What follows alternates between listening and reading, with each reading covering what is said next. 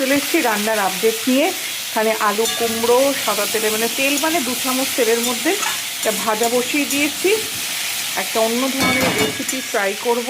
ছেলে বেরিয়ে গেছে, বাসে উঠেও গেছে। আর কাঁঠালের দানাগুলো ছাড়াচ্ছি, এটা বাটা করব। ভাত আমার হয়ে গেছে, বাকি মাছ টাছ এসে যা যা হবে সেটা পরে দেখাচ্ছি। হ্যালো নমস্কার, চলে এসেছি কিন্তু দুপুরের আপডেট নিয়ে।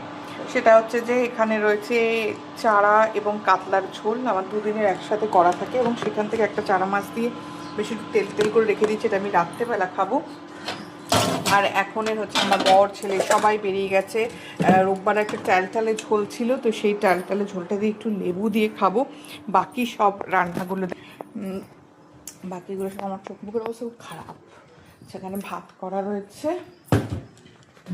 সেখানে আগের দিনে একটুখানি ঝোল আলু পড়ে রয়েছে। আর এই দুটো জিনিস, আহা, এটা হচ্ছে তোমার কাঁঠালের দানা বাটা, আর এটাতে না পোস্ত আর চালমগজ একটা বাটা আলাদা আলাদা ছিল, সেটাকে একটু পেঁয়াজ দিয়ে ঝুরঝুরি টাইপের বেটে রেখে দিয়েছি।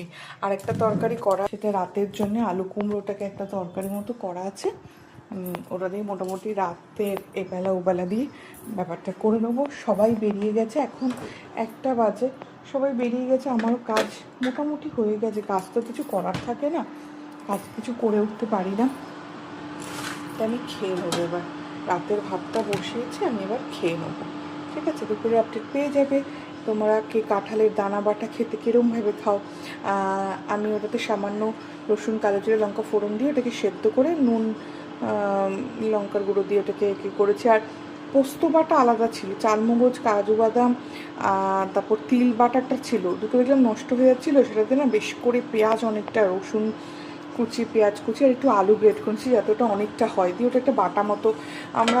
আমার ছেলে বা আমি খুব বাটা খেতে খুব ভালোবাসি, তো ওই দিয়ে মোটামুটি লাঞ্চ আর ক্যারি ফরওয়ার্ড টু ডিনার।